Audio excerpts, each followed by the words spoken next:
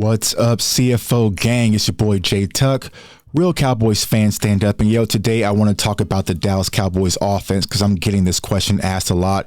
Like, Tuck, what is going on with the offense? Is it broken? But most importantly, is it fixable? So I want y'all to do me a favor. Just give your boy a like, man, because I watched this game 4 times. I was up till midnight rewatching this game because I wanted to really dive deep to what's going on with the Dallas Cowboys offense. So do me a quick favor and go ahead and give your boy a like. But on this very first play right here, you'll see the San Francisco 49ers, where they in, right? They're in single high man coverage.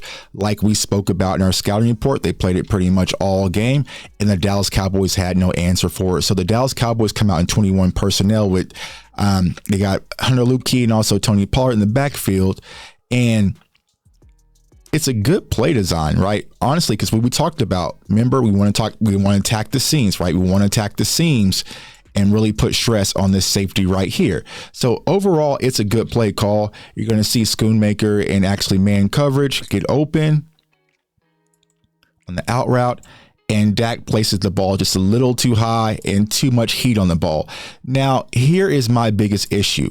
It's not the play call, it's the personnel. Listen, y'all, I like Schoonmaker. Maybe he's going to pan out for the Dallas Cowboys, but this should be Jake Ferguson. Schoonmaker wasn't a wide receiving threat in college. I don't know why they're trying to force him into being one right now as a Dallas Cowboy at the NFL level. This should be Jake Ferguson, but even though, that was still a good route, Dak Prescott put a little too much on the ball, and I feel like the thing that I saw a lot with Dak, not only from a pressing standpoint, but he was just way too revved up, and especially early, and that's why I was talking about not putting too much emphasis and importance on this game, because I think the entire team, they were way too tense. On this play right here, it's 3rd and 9. So if you watch my video, right, my last video, I talked about going deep, and especially when you have single high man coverage and winning outside the boundaries, right? So overall, I will say this. I like the play call. I like what the Dallas Cowboys were trying to do, but like I said, it's 3rd and 9, not in this situation. So you'll see the Dallas Cowboys come out. And honestly, like I said on Twitter, playing cover one man at the NFL level is low-key disrespectful, because you're pretty much saying, hey, this guy can guard this guy I'm really not worried about. This guy can take on CeeDee Lamb I'm not worried about. And this guy can take on Michael Gallup, which I'm really not worried about, because at the end of the day, I only got one person back here to help. It's low-key disrespectful to your wide receivers and also your quarterback, but the 49ers came out and disrespected us, right? And salute to Jesse Hawley and Dez Bryant. I talked to them on Twitter yesterday, and they were like, yeah, man, I would be throwing a fit. But you have Michael Gallup pretty much go vertical, and there's no space. There's nowhere to go. You're pretty much just throwing a 50-50 jump ball to Michael Gallup. Now, listen, y'all, we love Michael Gallup, MG13, but let's keep it a buck. Right now, he's like 75th amongst wide receivers in separation. He just isn't looking the same post the ACL injury, and there's nowhere to go. There's nowhere to go with this ball. Like, the only hope is to Michael Gallup just to jump over this cornerback. But even with the placement of the ball, he's jammed up. Like, there's no separation. The ball is already gone, so there's nothing that Michael Gallup can really do. Now, here is one of the biggest issues I'm noticing when it comes to Dak Prescott in this offense. Mike McCarthy talked about efficiency, about getting the ball out quicker, right?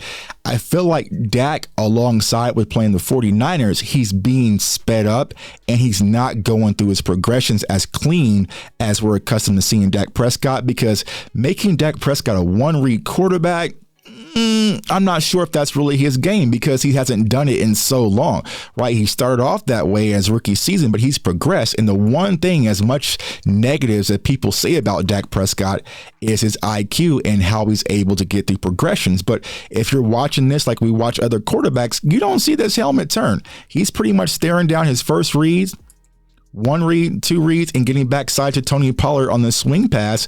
But here's the problem with this versus the San Francisco 49ers.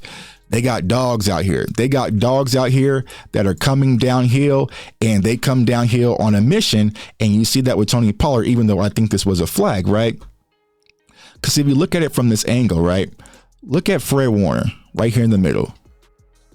by the time Dak Prescott is even looking towards the swing pass, he's already moving towards Tony Pollard. So there's really isn't anything there.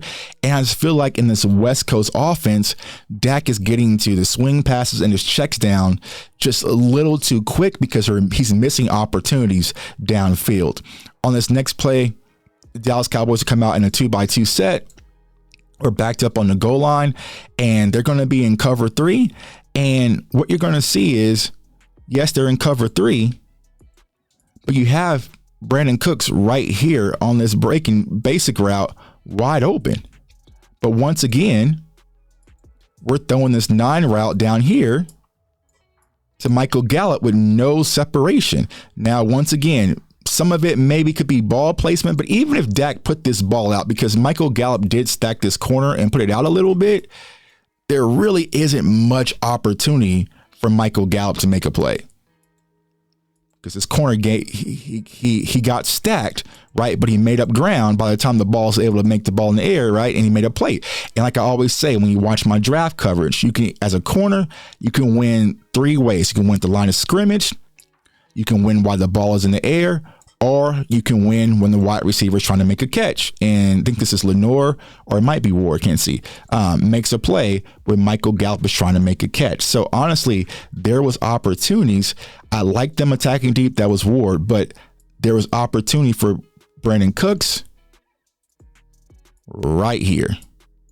Middle of the field. If Brandon Cooks gets this ball, it's one-on-one with the safety, and who knows what happens. So I think once again, it's play design, spacing, progressions. It's a mixture of everything kind of going on with this Dallas Cowboys offense. Next play right here. The Dallas Cowboys come out in 12 personnel, and it's going to be a play action to Michael Gallup on a quick stop route, which I understand, right? Because you're just trying to get some green, right? You're just trying to get some momentum, get backed out of your own territory. So, I have no problems with this play call.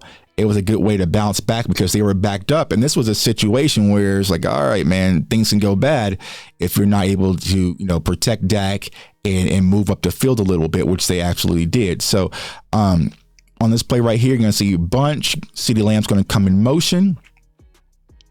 And this is what I talked about, right? So if you go back once again to the video from last week, right? When you do motion, CeeDee Lamb's going to come in motion, see if someone follows. Now, it's not always going to give you your tail, but you'll see this corner, number 25, come along with CeeDee Lamb. And what they're going to do, if you watch the film from this summer, a mesh concept. So boom, boom, and you're going to have Brandon Cooks sit right there. Now, the problem with this is that, one, Fred Warner just took this game personal, and come to find out on his podcast, he's a Cowboys fan, right? And he just, but he said that on his play, he knows that the Cowboys like to run this concept versus mesh. So what he does, blows it up. So boom, he blows up this crossing route right here. CeeDee Lamb trying to cross, right? Blows up that crossing route, so it disrupts the timing. Then boom, he also noticed that Dak is flushing outside the pocket. So he makes Dak hesitate on this throw. So Dak hesitates on that throw. And then what does he do? Just come downhill and make the sack. So I like the concept. I like the play call. They just got a damn savage out there in Fred Warner, and he saw it coming. Like I said, he said on his podcast, I posted on Twitter. He's like, I knew it was coming. That's why he just blew it up. Blew it up legally too. So that was a good rep on his end. On the next play right here, right, you're going to motion to a 3-by-1. It's going to be cover 1, but they're going to drop. They're going to show a cover 1, but they're going to drop into a Tampa 2. So as you see right here, it looks like it might be cover 1, but you're going to see this guy bail out here, and they're going to go into their zone coverage.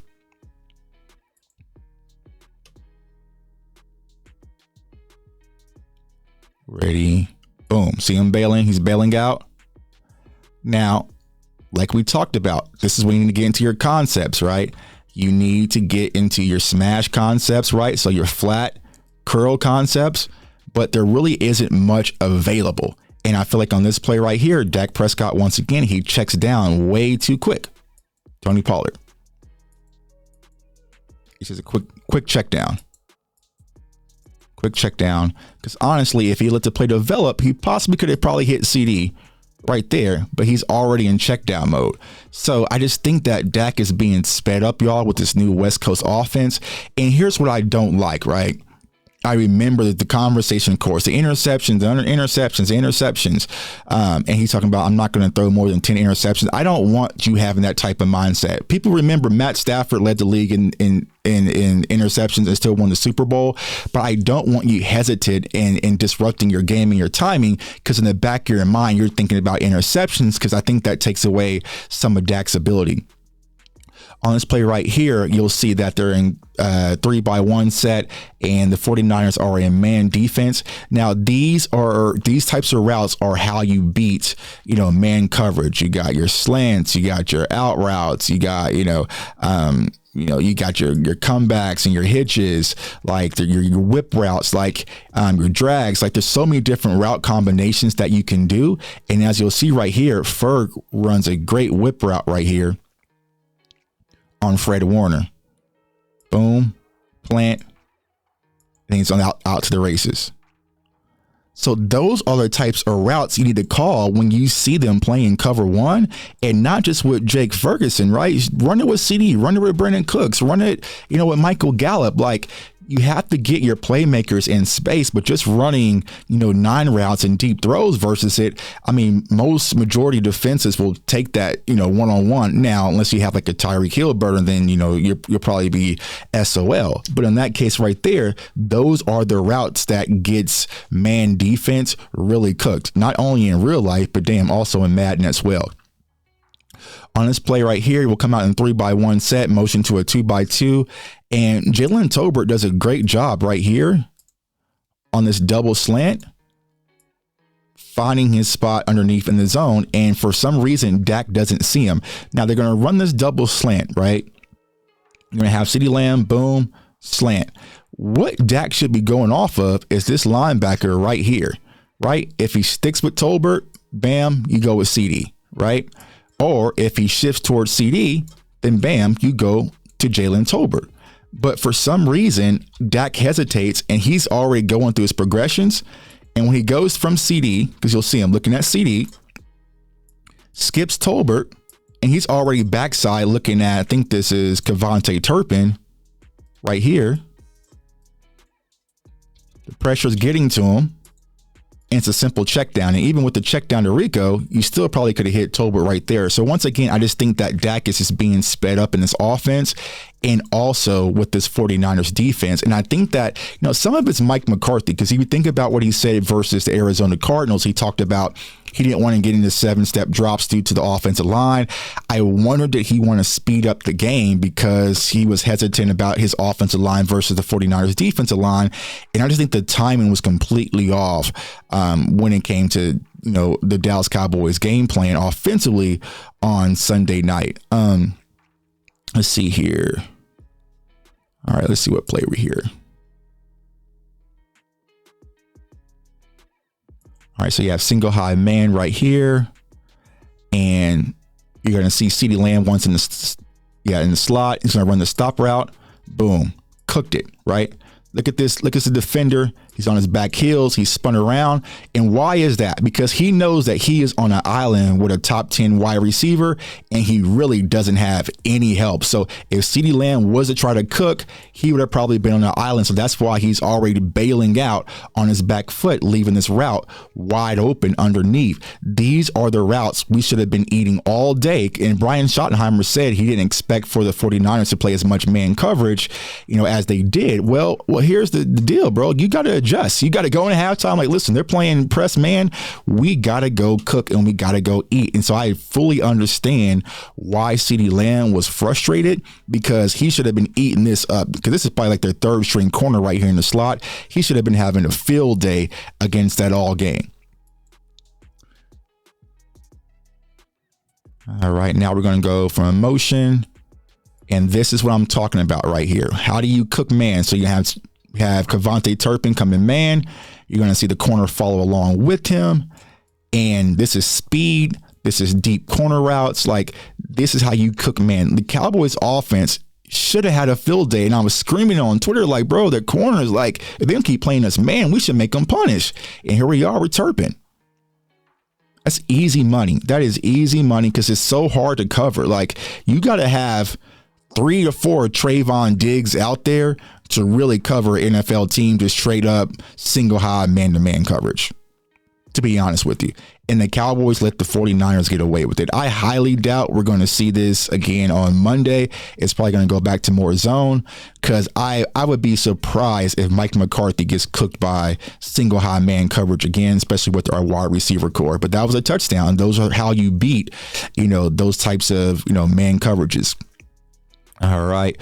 Right here, you're going to have middle field close.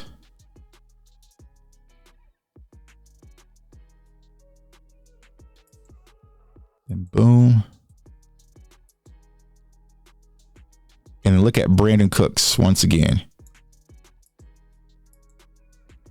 Because they're forcing him inside. This corner down here is pushing Brandon Cooks inside. And this route is wide open. Once again, it's just the progressions. Boom. Right there. Right here. Right here. Like, so I know a lot of people in the narratives on Twitter and, social media was like the wide receivers weren't getting open.